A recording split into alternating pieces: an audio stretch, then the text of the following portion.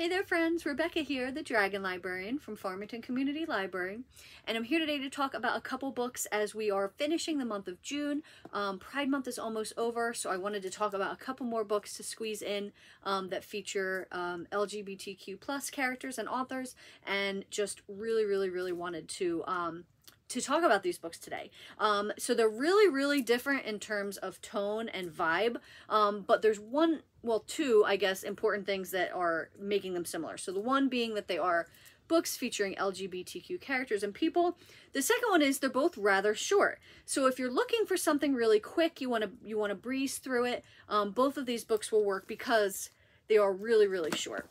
But they're still fantastic. Being really short doesn't take away from their quality at all. In fact, one of them in particular, I was really mad that it was as short as it was because I wanted a full-length book and I didn't want to leave the characters.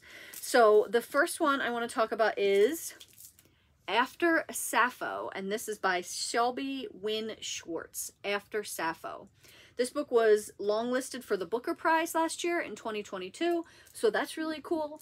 I will say that as much as everything I loved about this book, there was one big downside, which was that it mostly features white women and not really any women of color, which I thought was a big shame. But what is this book about? So basically it's called After Sappho. So if you don't know who Sappho was, she was this poet that lived in Greece many years ago, and her writings they're not intact, what we have of them. So what we have of them are basically fragments, but it has been pretty much understood that she was a lesbian and that she gathered all these women around her all the time, and she had all these muses and lovers and things like that. So basically this book is about historical women throughout the years that have come into contact with, like, reading Sappho's works for the first time, and the way it illuminates their lives and the way their lives are basically their strengths have manifested because of this. So you've got the most famous one, I think, would be Virginia Woolf, which is the reason why I picked this book up in the first place, because Virginia Woolf, I pretty much worship her. I love her so much. So I will read literally anything that mentions her at all. You've also got women like Natalie Barney, who was around in France in the 20s and 30s. But then you have a lot of other women who are not as well known. So you've got Rita Fascio in 1897. You've got Lena Poletti in the 1900s. You've got Romaine Brooks in the early 1900s as well. So you've got all these women that this book follows throughout history, or throughout a couple, century or two of women. And basically talks a little bit about their lives, but also just how they were transformed by this writing, and how, what kind of course their lives took. So you can go into this book knowing nothing about any of these women. I only really knew a lot about Virginia Woolf. I didn't know anything about the rest of them except Natalie Barney. I did know a bit about Natalie Barney, but you can go into this book knowing nothing about any of them. You could go into this book knowing a lot about all of them, but there is something to enjoy for everyone here, because the way this book is written is just so lyrical and beautiful. It is absolutely just a musical in terms of the way that this tone is. But you also don't really have to know anything about Sappho. If you've never read her fragments, highly recommend them because they're amazing.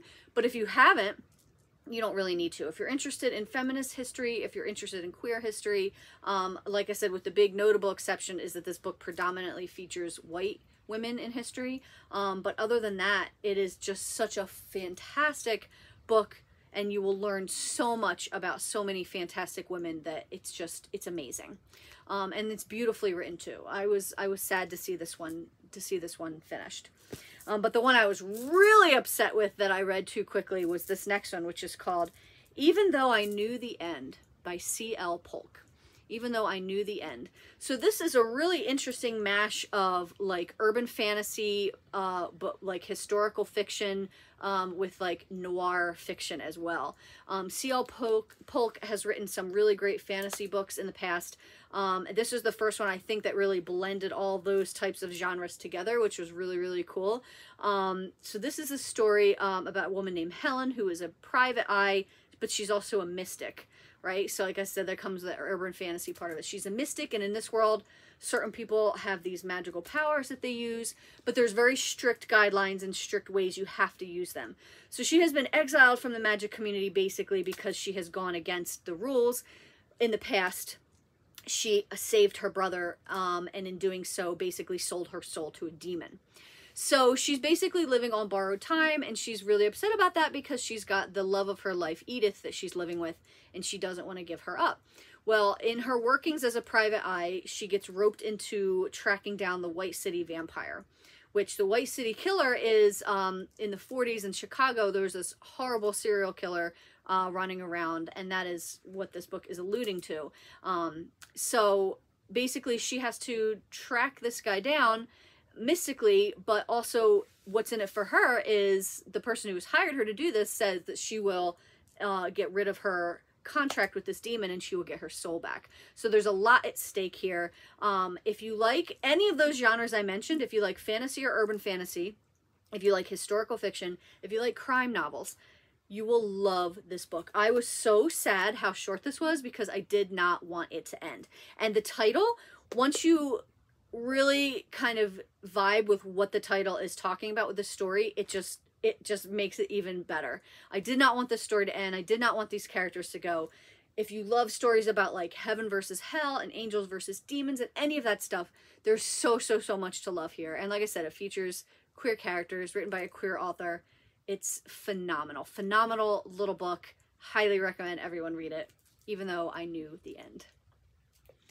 Well, that's what we've got for you guys today. I hope that both of these books sound really awesome and interesting. If so, please feel free to check them out from Farmington Community Library. And also please give this video a like. Thank you so much for watching, friends, and have a wonderful rest of the day.